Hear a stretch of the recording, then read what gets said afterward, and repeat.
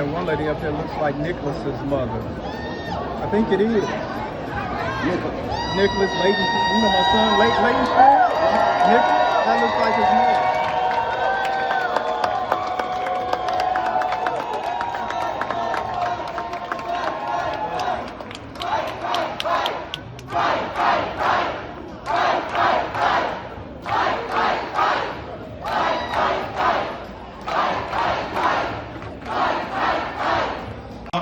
Here in Texas, and Governor August here in Texas had the nerve to roll over, and now he wants to cripple our voting rights in this state. And so as a consequence, in spite of hearings where we were not heard, and y'all showed up and showed out at the hearings, we showed up, and 98% of the persons who spoke were adamantly opposed to the racist redistricting going on at this time. We showed up and showed out at the hearings, and they refused to hear us at the hearings. But guess what? We have thrown up the cap signal, and as a consequence, guess who's in town?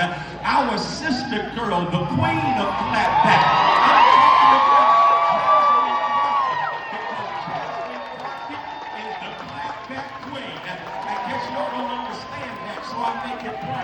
In a real sense, what happened on August 10th is that they organized. You had the cap signal, you had Black Women, you had the Black Avengers, and the chairman of the board.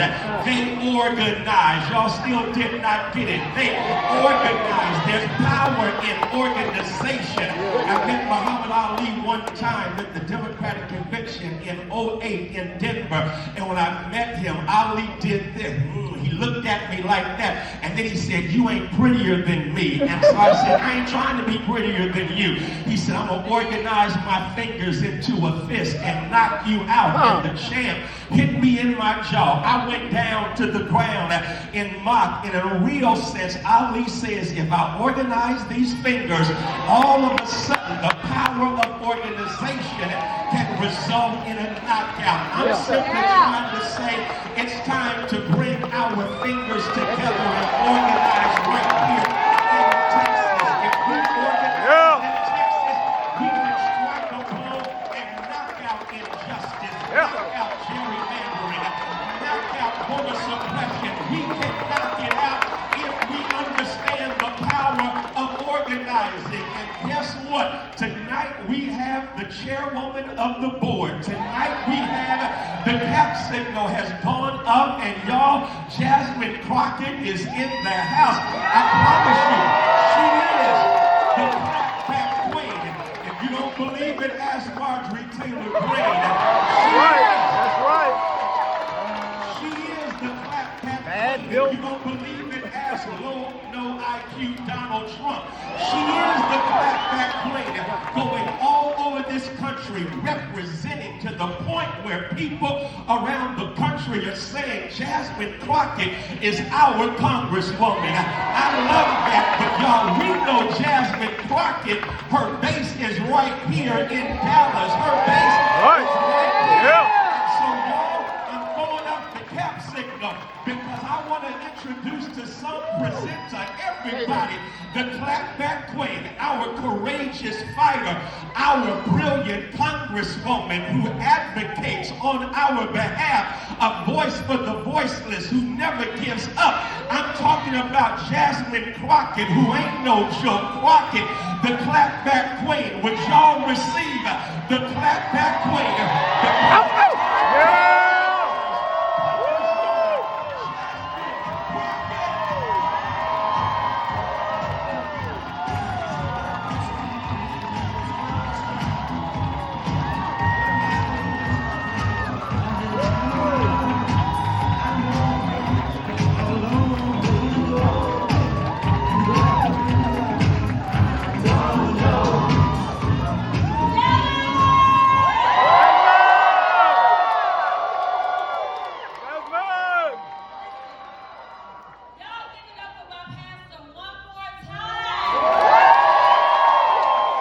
It's sad that they knew that they couldn't be here because they would be hunted down like dogs.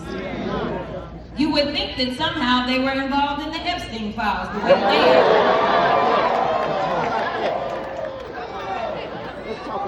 I'm just saying. They got everybody on the job. They got the troopers on the job. They got the FBI on the job. Last time I checked, they hadn't even been accused of a crime. But when it comes down to things like the Epstein files, they get real quiet. They don't want to talk about that. But we're going to keep talking about it. We're not going to be distracted. But in the midst of all of this, they're saying, oh, no, our policies are great. This is what the American people want. This is what they voted for. We had a mandate. That's what they said. That's what they said. So while they're saying this, they're also saying, I know I'm a loser, so let me figure out how I can cheat. Right. The point is, they're a bunch of losers. But we gotta make them feel it. We gotta make them know that we know that they losers. So that's where organizing comes in. I personally believe that the antidote to everything that we're experiencing is education.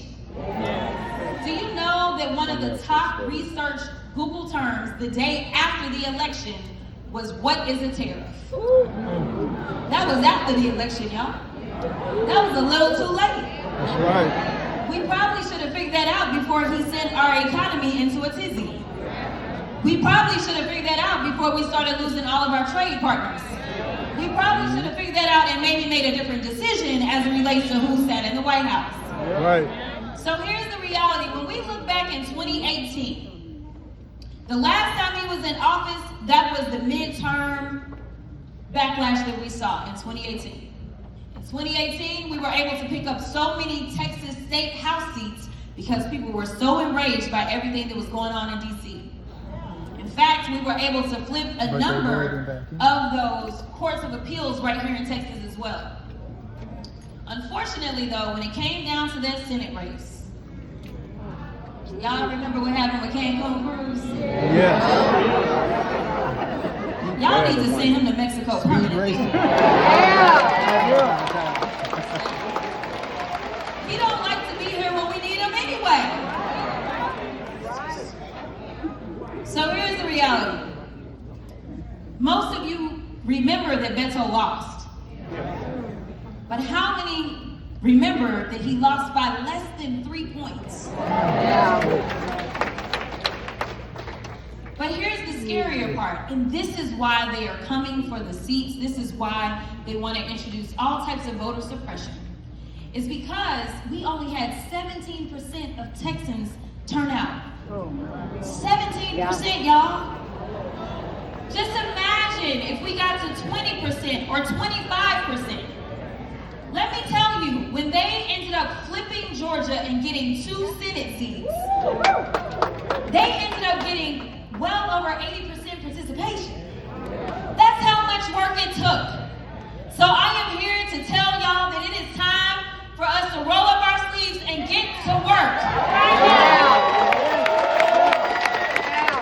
We need to let Mr. Trump know that in a democracy, the people have the final say. So while it may not be easy, and nothing that has ever been worth having has been easy, we gotta do the work. So let me talk to you about some of the things that I want you to do. Make sure y'all are recording with these cell phones. I mean, either record the video or type it out. Number 1, how many of you have a group chat? Yeah. Everybody has a group chat. That's the only place politicians cannot invade. We get on your cell phones, we get on your YouTube, we get on everything except for your group chats. My challenge to you is number 1, at least once a week, I want you to put an actual fact into your group chat. Do not assume that anyone that is in your orbit knows any of this information. Okay? That's number 1. Number 2, I want you to challenge yourself at least once every 2 weeks to get to know your neighbors. Because there used to be a time back in the day, I was talking to somebody the other day. I used to stay at my granny's house. She was one of my favorite people in the entire world. Jasmine, the people of Dallas. And so we. Bitch, get your ass out of here! Get out of here! Get your cracky ass out of here! She's still smarter than your president! She's still smarter than your president! Get out of here! This is part of the problem. This is part of the problem. No, she don't need to talk. Get out of here! Take her cracky ass out of here! Get out! Get out! Get out of here! Get the fuck out of here! It's not going to win in this country. That's what it is. So this is why I'm telling y'all, we have to start to get to know one another. What I was just trying to tell y'all is that I used to be at my granny's house. And everybody on that block knew that I belonged to my granny. Most of you have no idea who your neighbor is. They have been allowed to divide us. There is no reason for somebody to walk into a church of all places just in order to spew hate. We have got to stop that. And it's time for us to come together like yesterday. Because the most patriotic thing that we can do in this country is decide that we are going to be one. Yeah! We lost this election because they divided us. Here's the reality. Now I'm gonna ruffle some feathers. I don't really care where you stand on a lot of different issues. I'm gonna be real about it. There are people that say, well, I don't agree with abortion. I do. But there are people that feel that way. Fine. There are people that say, listen, I just can't vote for this ticket because of what's happening in the Middle East, and I understand that. I understand the pain. I understand the frustration. I understand you saying I am upset when you are looking at those images. I get it. There are people that literally bought into this idea that it was going to be immigrants that was going to take their jobs and their opportunities.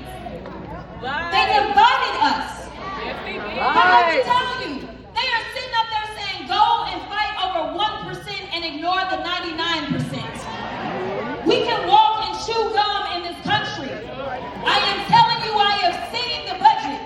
While they are sitting up there saying, oh, you know what?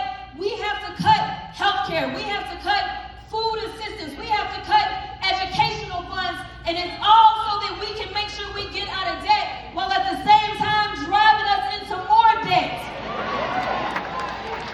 They don't want to talk about the fact that Elon Musk gets $8 million a day from the federal government. Because what they want you to do is they want you to hate your neighbor. They want you to look at them and believe that they're taking something from you. The reality is that the only takers are the ones that are sitting in power right now. Donald Trump and his cronies. They divided us. Rural and urban, they divided us. And right now, we got farmers that are struggling. Because, for whatever reasons, rural America still believes that the Republicans have something good for them when they don't. Rural America is about to lose hospitals. Rural America has been losing hospitals because of the policy positions that they have taken as it relates to healthcare. They are killing us. For the very first time in my legislative career, when the big ugly bill came out, you know we have this office called the Congressional Budget Office. The Congressional Budget Office estimated the deaths that will occur as a result of this bill. They normally estimate whether or not we're going further into debt, how much this is going to cost, how much it's going to generate. They were trying to estimate deaths. We have people that are handing out a death sentence, and people still want to hate on somebody because of the color of their skin. I am here to tell you that it is time for us to come together. So as you organize, I want you to talk to people that you believe are not on your side. I just want you to have conversations, because there's so much more that unites us than divides us. We all want clean air, or we should if we want to live.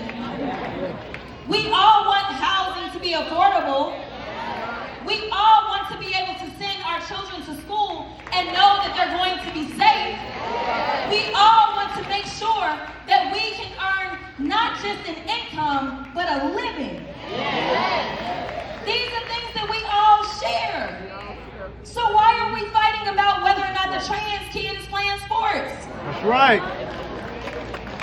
That's right. You better say that. You better say that. My daddy is a preacher, and frankly, one of my favorite human beings on the face of the planet is my pastor. See how they are. I talk about him a lot, but he's truly one of my favorites. Because what a real shepherd does is make sure that he checks on you even when there's no cameras that are rolling. What a real shepherd does is he prays for you because he sees the attacks that are coming on you. Let me just tell y'all that he's a real one. So I say that all to say that I understand Black church. And I understand what all happens in Black church. And I get it. Trans rights are not necessarily top of issue in most Black churches. I'm gonna just be honest with y'all. They're still right. But as a civil rights lawyer, That's right. I can tell you that I can't turn my back on any group of people. Yeah. Because at some point in time, they looked at Black folks and felt like they didn't understand this, and they felt like it was okay to take our rights away. That's right. They're gonna eventually You come for allow you. them to That's attack right. one, They eventually come for all of us. they will eventually attack you too. That's it. I'm not here to convince you to change your minds. What I am here to get you to do is to see the bigger picture. To understand that, again, that may not be your priority issue, but we got to stop seeking perfection. That's right. We've got to make sure that we have candidates that at least align with not harming us. Harm reduction should be a real issue nowadays. We absolutely should be fighting for that. So the second part about getting to know your neighbors, what I want you to do is, if you are able, I want you to walk and knock each door on one block. If you can do that, I want a block by block campaign. That's what I want. And when you knock on their doors, right now it's not election time. They're not used to anybody knocking on their door, so they probably gonna answer. They don't like to answer when it's election time. They get tired. They don't want you on their doors talking to them. But it's not election time. It's connecting time. That's right. Okay? So what I want you to do is I want you to knock on the doors, and you're not knocking on behalf of any candidate. You're knocking just to have a conversation. You're knocking to say, let me ask you, Mr. or Miss So-and-so, we've never met. I'm your neighbor. How are you? Number one, you never know how far it can go to just connect and ask somebody how they're doing. And then ask them, tell them, you know what? I am concerned for our country. Do you have any concerns? And what does that look like? I want you to start to gather this information. Put it on your cell phone, put it into an Excel spreadsheet, start to gather this information. And ask your neighbors, would it be okay if I checked in with you and talked to you every once in a while? Get their telephone numbers. And ultimately, what I want to do is, number one, I like competitions. So I'm going to let the Dallas County Democratic Party figure this out. But I want to figure out a way to do a competition to see who the greatest connector is in Dallas County. Okay? We're going to give out a prize. I got to figure out all the legalities or whatever. But we're going to figure it out. Because it's about connecting with one another. In addition to that, I want to make sure that we throw some block parties. Let's keep our neighborhoods connected. So let's throw some block parties. I'm gonna figure out how to do that too. I think I got that one. I got that one easier. Yeah, I got that one figured out a little bit better. We should do something like that. I want to do some block parties. So after you've talked to no less than 100 people in your community, I want you to call the party and say it's time for our block party. All right? No less than 100. Now y'all gonna have to have receipts because you know I love receipts. Y'all gonna have to have receipts so I can see that you've been talking to your neighbors. We are gonna do this from now until the end of time. We can't stop. Even after the election, we gotta keep going. We gotta keep going. We gotta keep connecting. I assure you that if we start to connect with one another, it is so much harder to hate each other. If we lay out where the pain is, if we lay that out, if we lay out where people are getting hurt, and we explain to them the policies that are causing that pain, I can assure you that we can turn this thing around. If we let people know that you may not be politically engaged, but you are politically impacted, we can start to turn things around. The reality is that Texas, we can do this. They know we can do this. They just focus on suppressing our vote. They focus on disinformation and lying to us. They focus on bullying us and trying to scare us out of showing up. I am begging you to recognize that if any time in America's history Texas needed to show up, it is now. It is now. There is zero path to the White House without Texas. Zero path. That is why they don't have to go through all of those other little states. If they don't have Texas, they don't get the White House. So I'm telling you, that's why I want you to keep connecting. That's why they steam. I promise you, we need to get more people activated and engaged, and ask them to join you. On your next block walk, ask them, hey, do you want to join me? Have you met our neighbors? That's what we've got to do. Now, the rest of it you probably heard from Cardall and them. But these are some of my ideas. I want you also to reach out to our office. If there's anything that we can ever do, because the reality is that most people don't know how to use a congressional office. We are here to work for you, okay? Times are tough. If you have any issues with any federal agency, you better call me. My job is to make sure that they get themselves in line. Whether it's the IRS that ain't sent you your check, whether it's the VA that's messing you around, whether it's your Social Security, whether it's okay. Clearly we got some issues. But the point is, I want you to make sure that you're using our office. And for those of you that own businesses, if you're like, listen, I don't know where we're gonna get the grant funding from, I think they're cutting our grant, you need to call us. We can do congressional research for anything that you want. We can figure out what grants are out there. There is a whole agency that does that for us. Use us. I represent you. I work for you. So act like you're my boss. Okay? Act like you're my boss. For every other elected official that forgot their place, remind them that you're the boss. That's right. All right? All right, so this is what I'm gonna do. I know what's that? Okay. They don't know I'm gonna do this, so I'm gonna end up getting in trouble. Do it anyway. Do, y'all. I stay in trouble. Good trouble. Good trouble.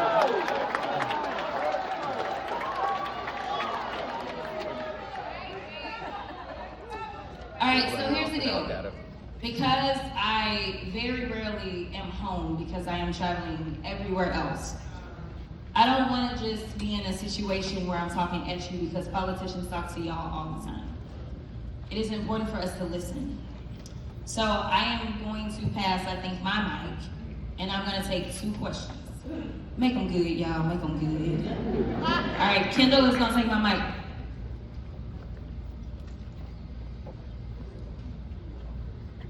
We love you, Jasmine. We love you, Jasmine. We love you. Yeah.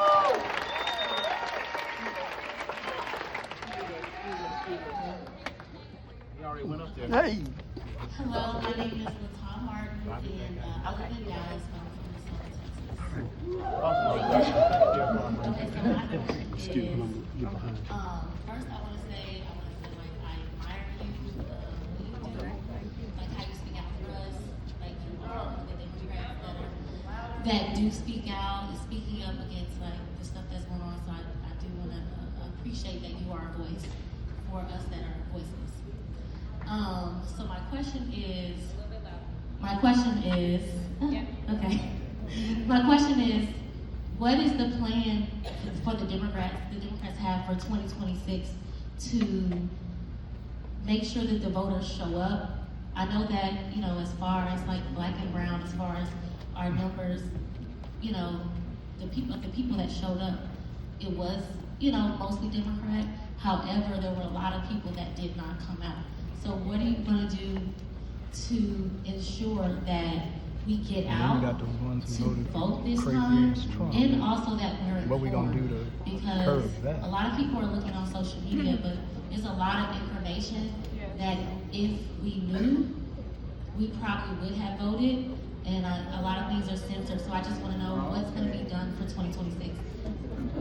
If we knew, everybody knew. They just lazy ass didn't come out and vote, or they voted for Trump. So first of all, this is the first step. Because most of the time, we only get out when it's time to vote. It's the only time you see us coming around, talking, campaign. Everybody shows up to the black church. Yeah, this is the only time. I believe that we need to stay in constant communication with people in all ways. People receive their information in so many different forms. So that's why y'all see me on social media. You see me on all of the media. You see me, I go around, we're doing town halls, we're doing rallies, we're doing all kinds of stuff. In fact, Beto's organization is absolutely hitting the entire state, going around, making sure, that we're talking to people. And education is important. Now, I am trying to challenge any and everybody in their districts to make sure that we're communicating and educating. So for instance, you will start to hear my radio ads. They'll start shortly. We'll be on the radio waves for those that are just kind of doing their morning drive. We've got to make sure that we get to people whatever ways we can get to them and give them the information. And then a little bit of this is just hope. Because I remember a time in which I did not quite believe that the junior senator from Illinois could win. Yeah. But I hoped he could. And that hope drove me to go and grab one or two. That hope allowed me to tell somebody about that junior senator. That hope somehow got him over the finish line. So a little bit of this is hope. And as Reverend Al Sharpton just said the other day, when you run out of hope, you got to rely on faith. So it's going to take a little bit of that. But it has to be a two-way street. It has to be that we, the people, are willing and able and excited to do our part, but we as politicians have to show up to make sure that we can give you the tools that you need. So please don't ever be shy about telling me, hey, I showed up in this one area, they don't know nothing about nothing that's happening. Rick, we gonna need you to come through. And I'll pull up. It's important that y'all tell me. Like, I have to know. Like, y'all have to be on the front lines for me and make sure, me and all other electeds, this is what we have to do. But literally, I am traveling the country, trying to make sure that we can flip seats that we need to flip. My goal this go round, Lord knows, because they messing up the line so bad. We don't know what the line's gonna look like. But the goal is gonna be to make sure that we can increase voter participation and turnout, because we don't know. People won't know what district they're in. They won't know till they show up to vote. So we gotta make sure everybody shows up to vote. In addition to that, while they think that they're hurting us, I look at this as an opportunity. It's an opportunity because Texas has been underinvested in. With this redistricting fight, we got money flowing into the state. So I'll continue to push those that have money to make the investments in our state, because I believe in our state. Listen, this is the state that gave us Ann Richards.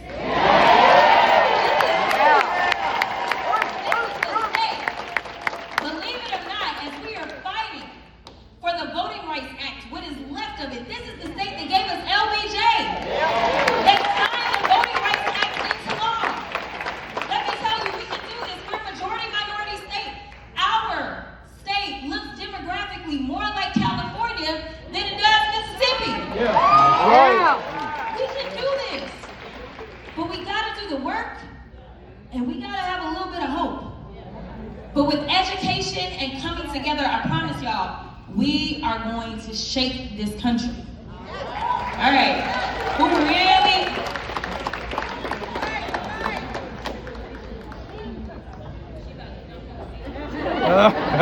She said she got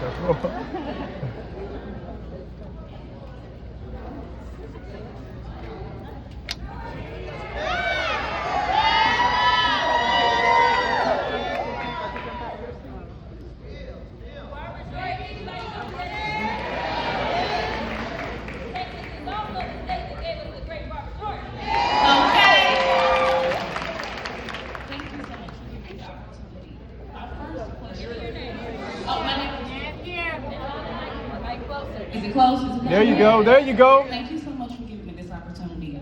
Every day I wake up, I look at your Instagram page first for the news.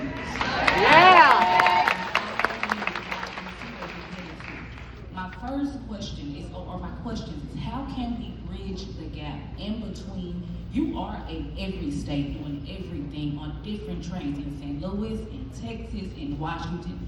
What can we do here in Texas as black people, brown people, white people, every day that's gonna cause us to get more voters, that's gonna cause us to bridge the spaces that are left in between, from Medicaid to everything that's being stripped of us, to the Roe versus Wade, to everything that they're overturning. Is there anything that we can do versus just, if I'm on the phone lines, I'm doing the Zooms, I'm doing that, and working a 9 to 5 is hard when you're trying to beat something that does not pay. But I want to know, is there anything else that we can do in Texas? Like you said, we look like California. It's a lot of us in Texas. Can we start something that will make sure that when we're knocking on the doors, we're reaching out and we're checking more. And we're making sure that we get each other's understanding and knowing what we need, what we love, and what we miss.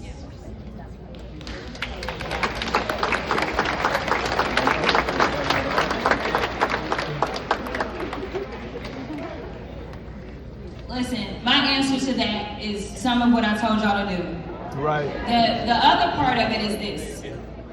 You should feel limitless. There are no limits. I mean, we know that, they lawless right now, y'all. I mean, right. the least Very that we can do lawless. is expand our minds.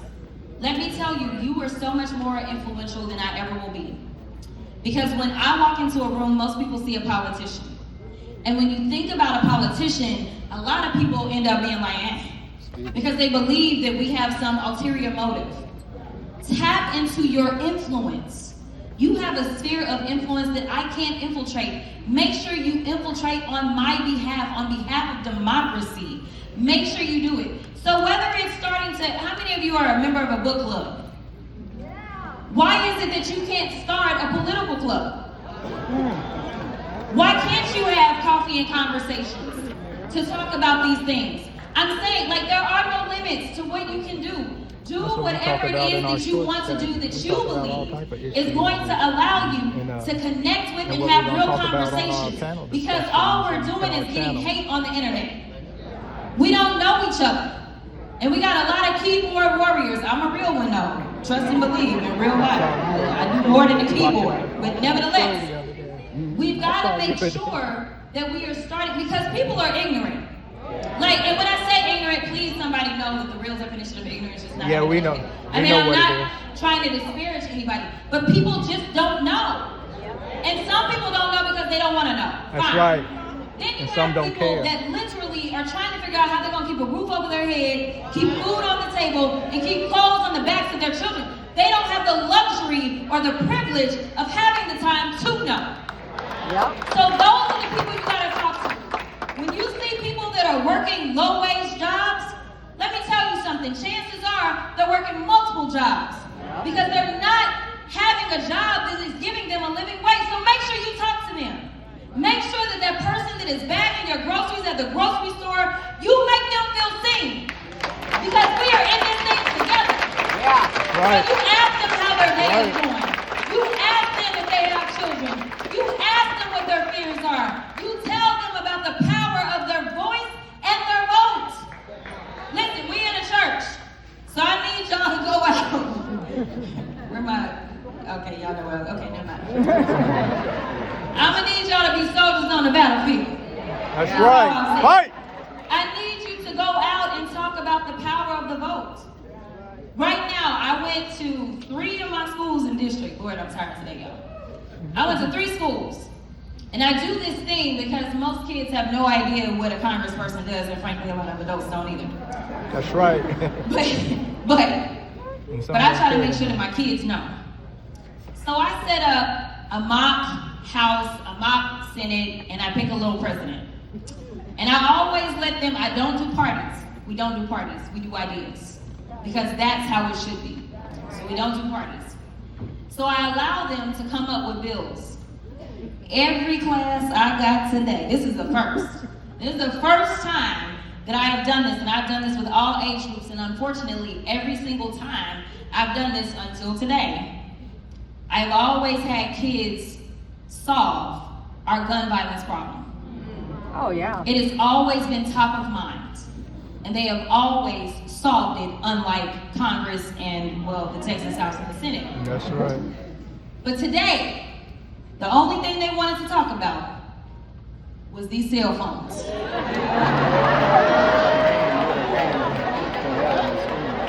They wanted to talk about them not being, and they don't know. They just know they got back to school, and the principal was like, you can't have your cell phone. And so I was like, oh, this is a real civics education. Because this came from the state. So let me tell you, Greg Abbott, the one that signed it, I want y'all to know who to blame. Listen, I made sure that they understood. And granted, every single class, reversed the decision. But they have to debate it. I make them debate it. They have to get up, somebody has to argue for the bill, somebody has to argue against the bill. We do all the things. But this is really what it's about. And I told them I'm a terrible politician because none of them kids can vote for me. But at the end of the day, my fight is for them. It is fight for the future generations. Because the reason I chose to have Barbara on my back today is because this woman paved the way to make it possible for me to become the 4th Black woman to be elected to Congress. Yeah. Hey. And throughout the entirety of my jacket is just amazing quotes that she delivered. All over the jacket. And so for me, having her at my back, knowing that she's got my back, allows me to push forward. So I am here to tell you that as Democrats, we got to get off the back foot and get on the front foot. It's time for us to fight forward. So we're going to do more than just talk about how bad this administration is. It's going to be important for us to talk about policies that we want to bring about. It's going to be important for us to talk about putting some parameters on this Supreme Court. It's going to be time for us to talk about there being real ethics on the Supreme Court. It's going to be time for us to talk about whether or not it's time to expand the Supreme Court. It's going to be time for us to talk about real accountability and what that looks like in the form of protecting our democracy, because we understand what it looks like when our democracy is exploited, because that's exactly what is happening right now. It is time out for the games that were played that allowed us to get into this mess. Where we have a Supreme Court that is complicit, where we have a U.S. House and a U.S. Senate that is complicit. That's right. Our systems have broken down. It is time for us to look at this as an opportunity to rebuild, but build back better. Yeah. A lot of these systems never worked for a lot of us in the first place. So it is time to look at this and say, you know what? You may have taken a wrecking ball to it all, but that's okay. Because what we will build back will be fortified so much better. It is finally going to have America live up to its promise. This idea that anybody can live in the land of the free and the land of opportunity, and that is not limited to the privileged few. That is what we are going to fight for. But it is going to take making sure that they can't tear things up the way that they did. That has to be our first step. And we have to make sure that checks and balances absolutely actually exist. Yep. So unless there's one more really bad question, I'm gonna get out of y'all's. All right, we got it.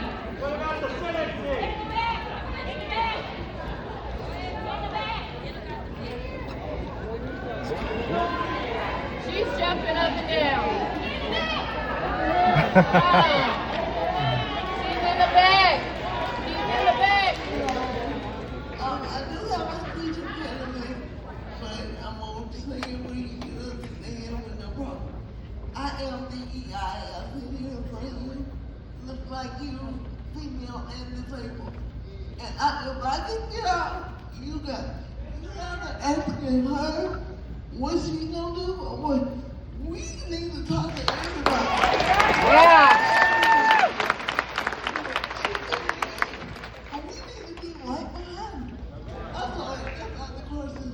My question is there, I don't hear enough about drinking into whether or not that election can be rigged. I'm concerned because It was rigged. Yeah, it was.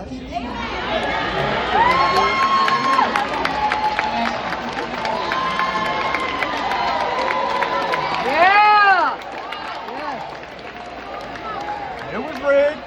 Miss Spicy over here gave me a hard question. Yeah. For those of you that may not have heard her,